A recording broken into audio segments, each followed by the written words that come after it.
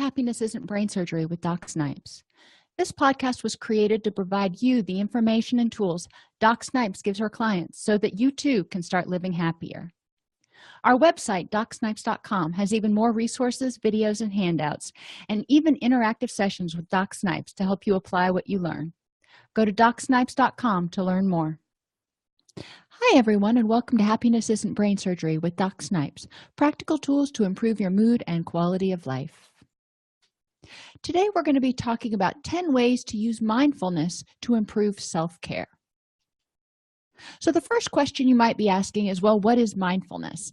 Mindfulness means living in the here and now, being aware of what's going on around you at this moment, not thinking about what you've got to do 5 minutes from now or what you forgot to do yesterday, but what are you doing right now? How do you feel right now? Are you hungry? Are you happy? Are you sleepy? What's going on right now? When we practice mindfulness activities at the office, I'll have people go outside with me and we will spend 10 minutes outside, and they will notice what they're seeing. They will notice what they're smelling. They will notice how the sun feels on their skin. So mindfulness basically means being aware of how you think, how you feel, and what you need in the current moment. So how do you do mindfulness is the next step. Well, the first thing is to kind of focus, get into your quiet place, shut out all that extraneous noise going through your head, and it's like, okay, I'm going to focus on being mindful. The next thing you want to do is let go of judgment. You feel how you feel. It's kind of like watching clouds go through the sky. You wouldn't be judging the cloud for what shape it has. Well, don't judge yourself for the feelings that you're having or the thoughts that you're having. Just let go of judgments and observe your thoughts and feelings. Become aware of your environment. What's going on around you? Are there noises? Are there smells? What are you seeing?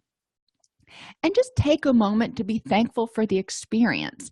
It may not be the greatest experience in the world, but it could be. So be thankful for the experience. If you take a moment to be mindful and you notice that you're irritable and you're tired and you're hungry, well, be thankful for that.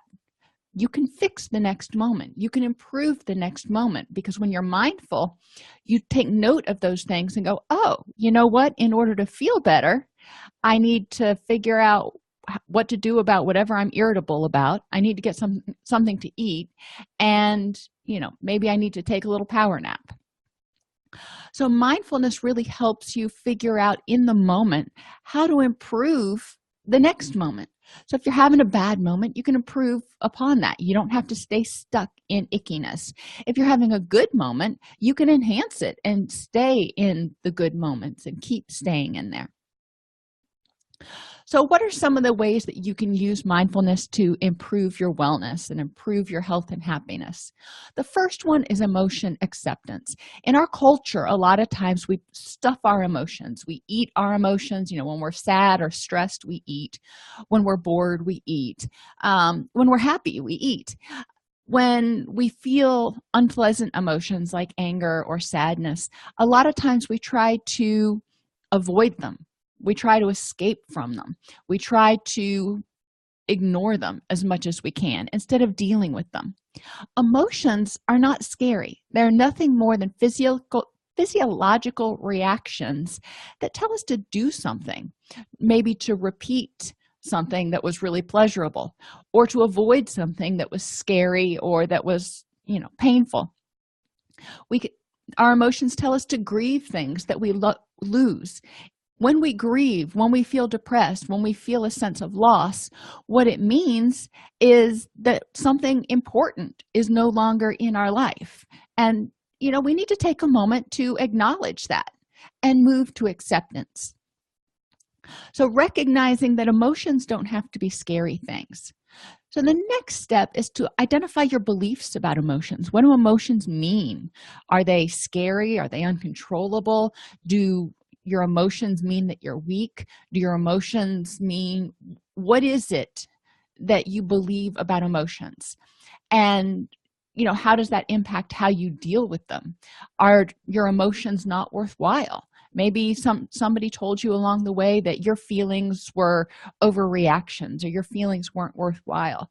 So now you ignore your feelings, or you just say, well, I've got to suck it up and move on, instead of acknowledging this is unpleasant or this is scary and dealing with it. The next thing you want to do is identify ways that you dodge, stuff, or avoid your emotions. Many of us are emotional eaters. When we get upset, we tend to eat. When we're bored, we tend to eat. And it can be good things, healthy things, but more often than not, it's high calorie, high sugar, high carbohydrate, and high fat types of foods. So figure out what you do. Some people, when they have an unpleasant emotion, they do the opposite. They may start making jokes or being sarcastic. Some people get angry. Some people withdraw. Some people drink. What do you do when you feel, especially the unpleasant emotions? And, when you start feeling happy emotions, how do you handle it? I have a friend who every time he starts feeling a happy emotion is just waiting for the other shoe to drop. So he starts having all this negative energy around the happiness, and it kind of sucks the wind right out of it.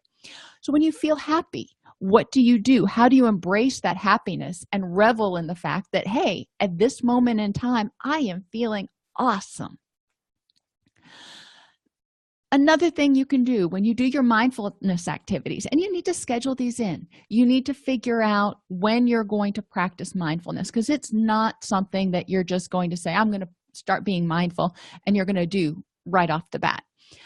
When my clients are starting to do mindfulness, I suggest practicing mindfulness at each meal, because most of us eat 2 to 3 meals a day. So if you start practicing mindfulness with each meal, at least you start becoming more aware of how it feels and how you can use mindfulness. And then you can start using it when you start feeling upset or anxious or not quite right. You'll start noticing when you feel not quite right, and you can stop and use your mindfulness tools to figure out what's going on. Why don't you feel quite right, and how can you improve the next moment? Anyhow, when you do your mindfulness activity, identify what emotion or emotions you are feeling. Most of the time, you're probably feeling a myriad of emotions because you've got a bunch of stuff going on. You may be happy that the day's almost over. You may be frustrated that you just got another project put on your desk. You may be a little nervous because you're going on a first date with somebody tonight. And all those feelings are kind of roaming around. That's okay. Identify them, become aware of them, and reflect upon it. And then identify what you need to do to improve the next moment. So the things that feel not so good, how can you improve upon them? And we're going to talk about some of them here, but in the next couple of podcasts, we're going to start talking about cognitive distortions and dialectics and ways you can help address your thoughts and feelings in order to improve that next moment.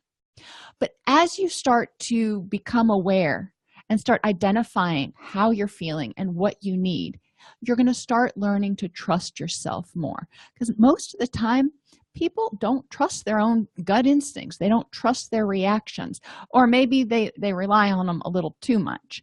So and they don't question them. So it's important to know that a feeling is a feeling, and it's your body's way of saying there might be something to pay attention to. The next step is to use your thoughts and figure out, and your self-awareness and your mindfulness, and figure out if there is something that you need to be addressing. So step number 2 is thought awareness. Our thoughts often connect with our emotions. If you're getting ready to get on a roller coaster, for example, and you think roller coasters are awesome, you may be just filled with excitement and just ready to go. Me, on the other hand, roller coasters terrify me. So when I am getting ready to get on a roller coaster, which only happened once and probably won't happen again, my thought was, I am going to die. I am not meant to be going that fast. So my thoughts were negative. My thoughts were scary. My thoughts were telling me there's danger. So it created a situation where I felt anxious and scared. But the person who looks forward to roller coasters is telling themselves, this is going to be such a rush. This is awesome. They're not telling themselves the same thing. So by changing your thoughts, you can change how you feel. Becoming aware of your thoughts gives you the opportunity to dispute and change them. So when I was standing in that line for the roller coaster, yeah, I was scared, and I was telling myself, this, no, this is not cool, I'm going to die. But then I can dispute that thought, and I can say, in reality, how likely is it that this is really dangerous? People wouldn't be riding it, they wouldn't be licensed if this was a dangerous ride. So I was able to become aware of my thoughts and dispute them, which eventually led to me getting on the roller coaster and riding it. I didn't enjoy it, but I didn't die either. You can identify the thoughts you're having with each emotion. So in the last exercise, I said when you do your mindfulness activities, identify the emotions you're feeling. So you may feel 5 different emotions, and that's awesome. Okay, so you've got these 5 emotions. Now for each one, figure out why you're feeling that way. What are you telling yourself that is prompting that emotional reaction? And then review those thoughts for extreme words. So if you're saying, I never am able to do this right, then you may feel angry and distressed and frustrated. So instead of saying never, let's look for some exceptions. When you find extreme words like all or nothing or always or never, replace them with words like sometimes.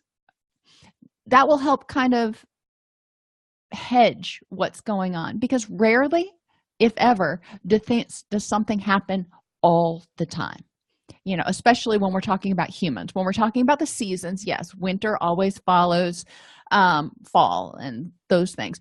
But when we're talking about what humans do, we rarely experience something all the time. There's almost always exceptions. Review your thoughts for critical self-statements.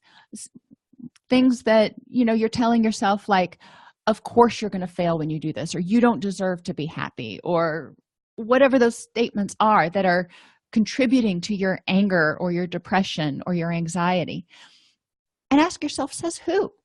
If you're telling yourself something critical, that you're not good enough, you're not smart enough, nobody likes you, you'll never succeed, who says?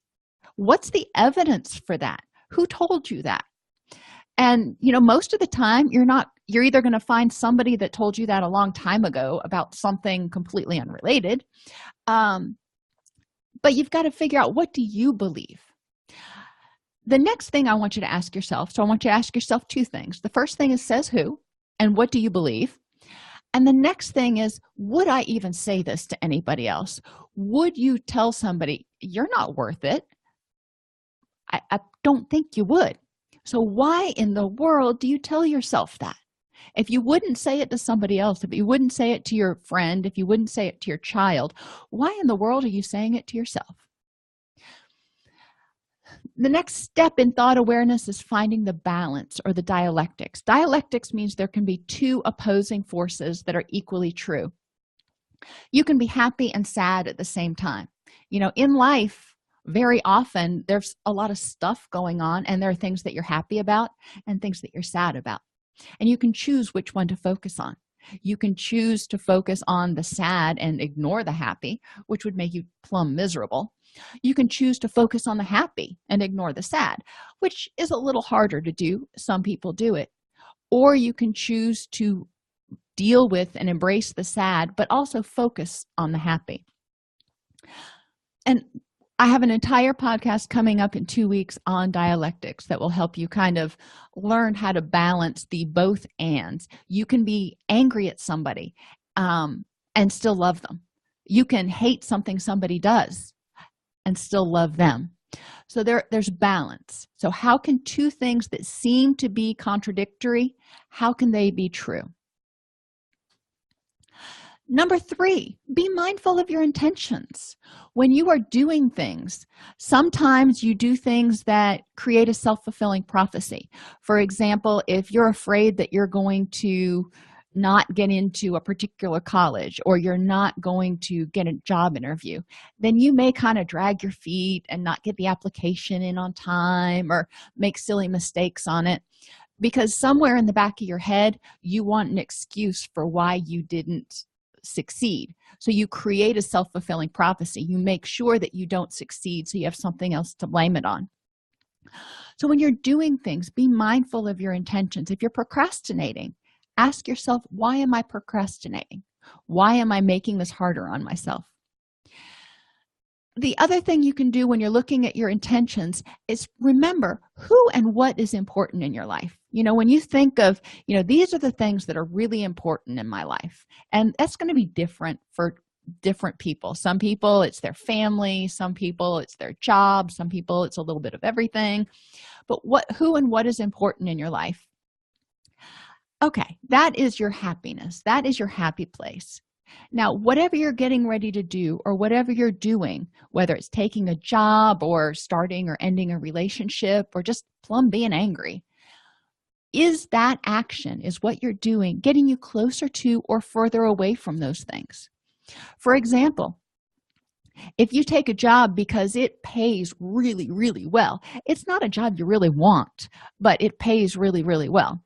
Well, okay, so the money's good. But is the money what's most important in your life? Does it mean maybe you're going to be working 80 hours a week and not seeing your family, and your family is what's important in your life? So you got to ask yourself, what are my intentions with this job, and is it getting me closer to those things, my family, that are important to me? The same thing's true with something as simple as being angry. When you get angry, it's your body's way of saying there might be a threat. You may need to fight or flee.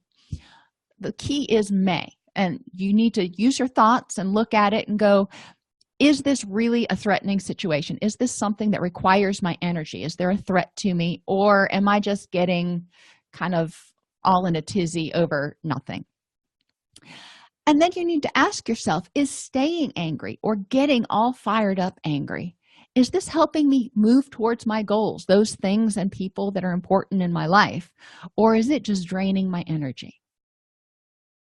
The fourth thing you can do is develop an attitude of gratitude, because in life, there are going to be things that go wrong. There are going to be things you don't get. There are going to be things that make you angry, yada, yada, yada. But you know what? There are also things that are going right. So yeah, you may not be in a job you love right now, or you may, be arguing with your best friend or whatever it is. So there are some things that aren't going right, but what is going right? Focus on the things that are good and are awesome in your life, because we all have these little hiccups hanging out there periodically. But what is going well? What is good?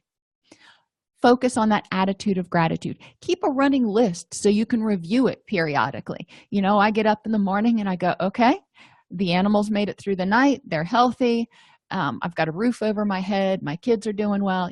Things are going okay. There are things I'd like to go better, sure, but I have an attitude of gratitude. Number 5, practice intentionality. So as you're learning to be more mindful, you can practice being mindful. Eat mindfully. So when you're eating, focus on what you're eating, not reading the paper, not watching TV. Focus on tasting the food. Focus on noticing when you're full, because when you eat mindfully, you're probably going to eat more nutritiously and you're not going to overeat. Bathe mindfully. Well, hopefully you're bathing well anyway, but this is just a time when you can practice becoming aware. Notice how the water feels on your skin. Notice what the soap feels like. Notice, as you get all washed and clean and all that stuff. But focus on what you're doing. Sometimes I'll come in from doing gardening and stuff, and I'll be in a hurry, and I won't be mindful when I'm bathing, and I just get in there and I wash up really quick, and I get upstairs and I realize I still have mud stuck to the back of my ankle or something because I didn't pay attention to what I was doing. And yeah, it's not a huge big deal. You just get a washcloth. But if you bathe mindfully, you don't have to do it a second time. You get it right the first time. Driving mindfully. That's another time when people generally let their mind wander and they're talking on the phone and doing 6 other things instead of paying attention to driving. Practice on your way to work and on your way home from work, driving mindfully, not thinking about the day, not thinking about everything that happened or what you got to do when you get home, but focus on the cars that are going by, the birds that are on the power line, the clouds that are in the sky. Focus on what's going on around you and notice and just kind of take it in. This will help you as you start. You're going to start out by practicing mindfulness at each meal, and then add more intentionality in your day as you start becoming better at being more mindful with, when you're eating mindfully. You're also going to notice when you're doing these things, you're going to notice how you feel. And that's another more time that you can check in with yourself and go, am I doing good, or is there something I can do to improve the next moment? Number 6 is practice radical acceptance. Radical acceptance means it is what it is. Don't fight it. Something can happen. You can get a letter in the mail that makes you angry. It is what it is. You acknowledge that I got this letter. It's really unfortunate. I'm angry about it. Okay. Instead of thinking about why you should be angry or why the person shouldn't have done this, just acknowledge that you're angry and then say, all right, how can I improve the next moment? What can I do about this right now in order to make my next moment better? Fighting with the anger and just stewing in the anger isn't going to do anything. Now it's time to problem solve. You've identified that there's a problem. Now it's time to problem solve. Number 7 is find meaning. Things that happen that make us unhappy, they're unpleasant, but sometimes you can find meaning in them. For example, failure means that you succeeded in learning how not to do it, and it also may mean that you got outside your comfort zone. So you learned, you expanded, you took a chance, you were brave. You find meaning in it.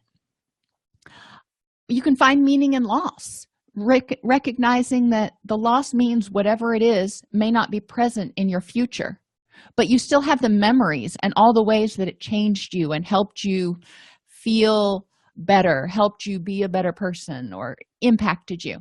And this can be a loss like when you and your best friend have a falling out, when you lose a pet, or even just changes like when you graduate from college. That's a big change. You're losing that part of your life. You're closing that chapter. But if you think of it like writing in a book, that's a chapter. You can always go back and revisit that chapter and reread it, and you've always got the memories. And it has impacted you in some way. So find meaning in what was that experience, or what was that person's role? What was their purpose in your life? And, they may not be there anymore. They may have served their purpose, but it's impacted you. Another way you can use mindfulness is to use imagery to help you relax. Lay down, sit down, whatever, get comfy, close your eyes if you want to, or maybe just kind of stare at the window and imagine being in, somewhere that's really relaxing. Or if you already are in one of those places, like when I'm home, I'll sit in the easy chair and I'll look out at the farm. And I just focus on what I see out there, the animals, the sky, the clouds. I focus on what I'm smelling, what I'm hearing, what I'm seeing. By doing that, by getting in the present moment, I can relax because I don't have any mental space really to be thinking about stuff that stresses me out. And if I start to think about something that's going to stress me out, like parts of the fence need to be replaced or whatever, I just acknowledge it and let that thought go, and then I focus back on the things that make me happy, the things that help me relax, like the bluebird that's in the tree. So using imagery, like I said, you don't have to be there. You can close your eyes and imagine that place and use all your senses. What are you feeling? What does it feel like on your skin? What's the temperature like? What are you smelling? What are you hearing? What are you smelling, hearing, feeling, tasting? Sometimes you may have a taste in your mouth. Use as many senses as you can to really make that mental image come alive. Practice mindful listening. Too often in our culture, we don't listen. We start to hear what somebody says, we assume we know where they're going with it, and we start formulating our response before they're even finished talking. Mindful listening goes a long way to improving communication and helping people feel like they're being heard, which can reduce arguments and all kinds of stuff. Listen with the intent to hear, not to respond. And you're like, well, conversation means I've got to respond. And yeah, it does, but not right away. First, hear everything that's being said. Take it in, identify what's been said, and then take a breath, take a minute, and formulate your response instead of trying to think while that person is talking. And practice I statements. Again, in our culture, too often we blame people. You need to do this. You did this. You didn't do this. Instead of saying, I would like you to do this for me, or I feel blah blah blah when you do this thing.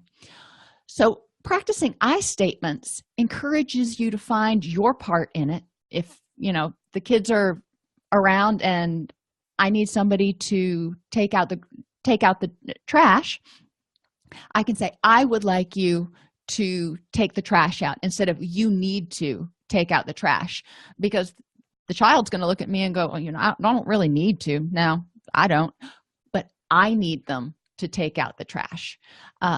So using those I statements takes your power. It owns your power and says, this is what I need right now.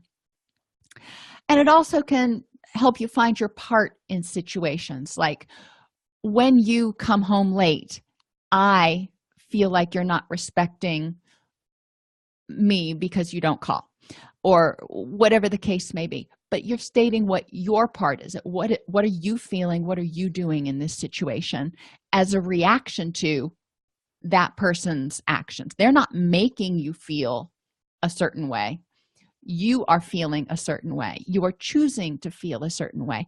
And we have the ability, if somebody's supposed to be there at 5:00 and it's 5:30 and they're not there yet, you may start to feel anxious. But remember, you have the ability to check those thoughts and go, is this really worth getting anxious about? How likely is it that the person got into a car accident or something?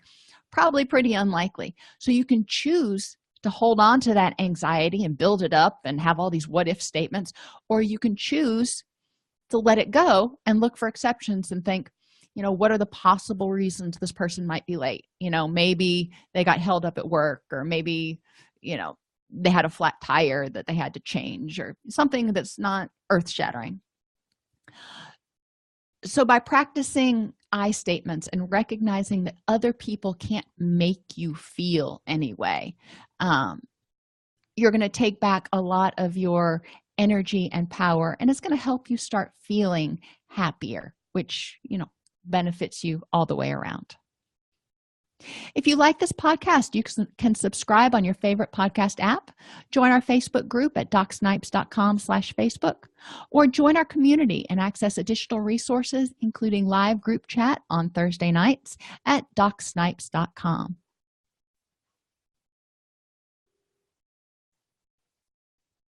Thanks for tuning into Happiness Isn't Brain Surgery with Doc Snipes. Our mission is to make practical tools for living the happiest life affordable and accessible to everyone. We record the podcast during a Facebook Live broadcast each week. Join us free at DocSnipes.com/Facebook, or subscribe to the podcast on your favorite podcast player. And remember, DocSnipes.com has even more resources, members-only videos, handouts, and workbooks to help you apply what you learn. If you like this podcast and want to support the work we are doing, for as little as $3.99 per month, you can become a supporter at DocSnipes.com/join. Again, thank you for joining us, and let us know how we can help you.